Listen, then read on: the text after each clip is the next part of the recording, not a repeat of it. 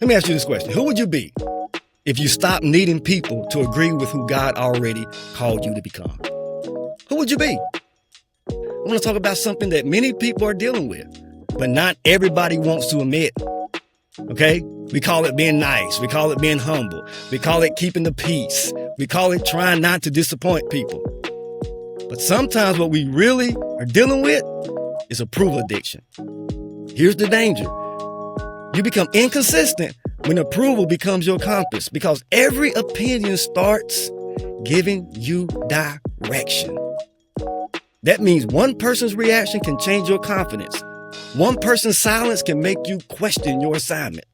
One person's disagreement can make you shrink from God, shrink back from what God told you. You hear what I'm saying to you? Because of one person's reaction. I'm going to give you a couple of definitions for approval addiction. Approval addiction is the pattern of needing people to validate you before you feel free to be yourself.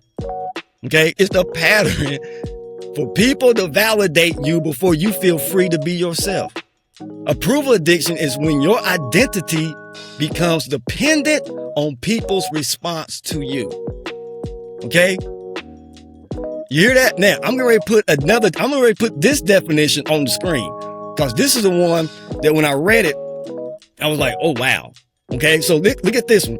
Approval addiction is the internal dependency on external validation that causes you to adjust to your identity, assignment, voice, confidence, etc. based on people's reactions or opinion. See that? And see, this is something right here that ain't clinically diagnosed, okay? This ain't something that somebody's going to diagnose you with. This ain't something that a lot of people are going to sit back and say, oh, that's me. Actually, when I was studying this and looking into this, I found a poll, and the poll, they polled some people, and 43% of those people in that poll said that they identify with the label of approval addiction. They identify with that. But 93% of the people in the poll said that they identify with some of the behaviors that are connected to approval addiction. You know what I'm saying? Like people pleasing, things of that nature, fear of rejection, always looking to be validated, always looking for a hand clap, applause, want to be included, want to be invited, always performing.